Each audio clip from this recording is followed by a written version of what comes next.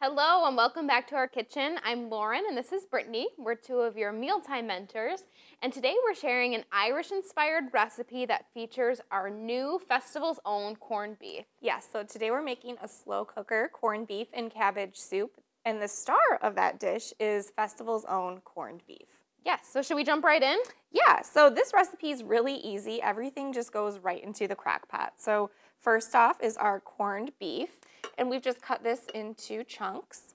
Yes, and we actually tested this recipe ahead of time when we just cooked it on the stove, and we found that when we cooked it in the crock pot instead, the corned beef was a lot more tender, more flavorful, so we suggest doing it in the slow cooker just to cook it low and slow, but it does work in a pot on the stove. Absolutely. Then we're going to add our diced Yukon Gold potatoes. So for this recipe, you actually use equal parts potatoes and corned beef, so we used 1.5 pounds of each. Okay, then we have our carrots, so these are just some diced carrots, and our bay leaf, I'll throw that in now. Diced celery. So a lot of our root vegetables, things that are available year-round. Some diced onion. A lot of these comforting flavors. Yes, definitely. And I'll go ahead and add in our coleslaw. This is a coleslaw mix, so it sounds silly to add in coleslaw. This is just a coleslaw mix.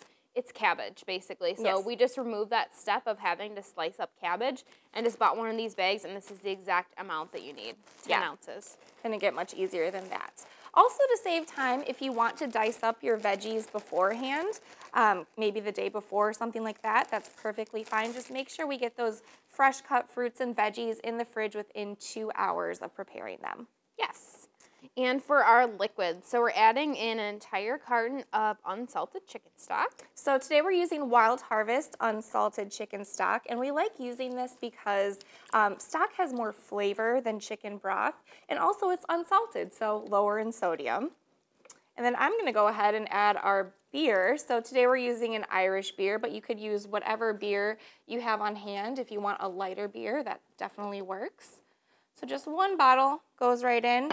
I'm going to add a little bit of salt and pepper just for good measure. And that's it. That's really it. Then the lid goes on, and it cooks on low for 7 to 8 hours, or on high for 3 to 4 hours. Yes, so we'll let this cook. Okay, so our slow cooker has been going for about 7 to 8 hours, so it should be ready. We're going to search for our corned beef that we still need to take out and actually shred. Yeah, so we just want to get these chunks of beef out. I'm just using a slotted spoon to do that. Perfect. And it should shred pretty easily with a fork. Oh my goodness, it smells great. Yes, it does. One of the things I like about slow cooker meals is because it just can stay warmed all day in the slow cooker, is that people can serve themselves as needed. It's great for feeding a crowd. Okay, I think that's about all of them. Yeah, and even if you're having some sort of Irish celebration or even just having friends and family over and you're looking for something that can feed a crowd, this is a perfect recipe. Absolutely. So I'm just going to use these 2 forks to shred the beef, and it's shredding really easily. It's super tender. It smells great.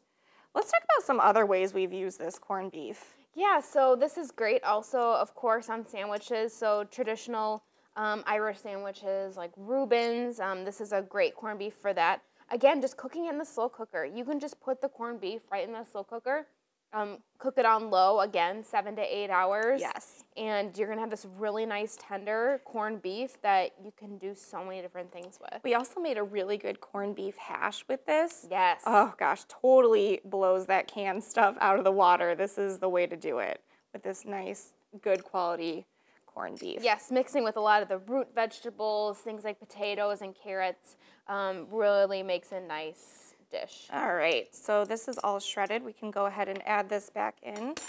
I'm going to try not to make too much of a mess as I We can help you put too. this in. And we also still have that bay leaf in there, so we're going to take a little search for that. Otherwise, it's perfectly fine to leave it in.